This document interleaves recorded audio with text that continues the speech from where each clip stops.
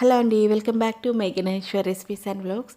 ఈరోజు రెసిపీ వచ్చేసి chicken gravy curry అండి.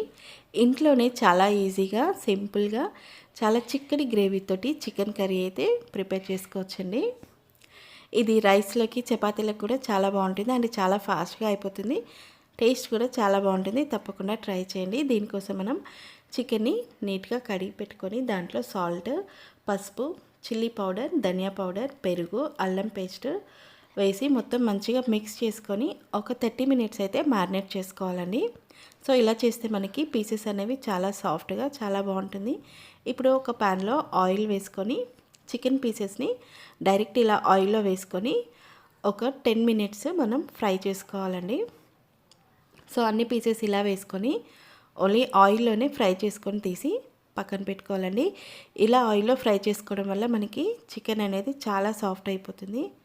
అండ్ ఇప్పుడు ఇంకొక ప్యాన్లో ఆయిల్ వేసుకొని సన్నగా కట్ చేసిన ఆనియన్ వేసుకొని మిర్చి వేసుకొని బ్రౌన్ కలర్ అయ్యే వరకు ఫ్రై చేసుకోవాలండి. దీంట్లో కొద్దిగా అల్లం పేస్ట్ ఇంకొద్దిగా పసుపు కూడా వేసుకొని ఒకసారి మిక్స్ చేసుకోవాలండి మంచిగా. ఇలా బ్రౌన్ కలర్ అయితే చికెన్ టేస్ట్ కూడా చాలా బాగుంటుంది. అండ్ దీంట్లో హాఫ్ కప్ వరకు టమాటా ప్యూరీ వేసుకోవాలండి.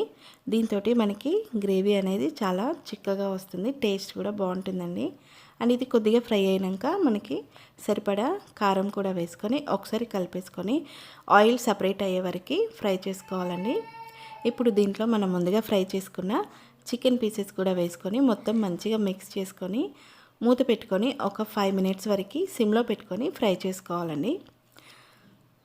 సో ఆల్మోస్ట్ మనకి చికెన్ ఆల్రెడీ ఫ్రై అయింది కాబట్టి ఎక్కువ టైం తీసుకోదండి, త్వరగానే అయిపోతుంది.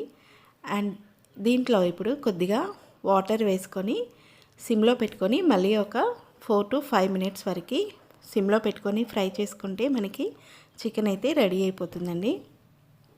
అండ్ పీసెస్ అయితే చాలా సాఫ్ట్గా వస్తాయి. అండ్ తప్పకుండా ట్రై చేయండి.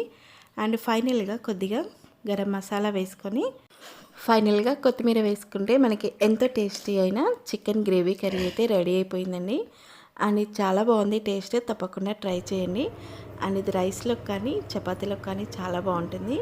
అండ్ ఈ రెసిపీ మీకు నచ్చితే please like my video and share my video and please subscribe to my channel అండి.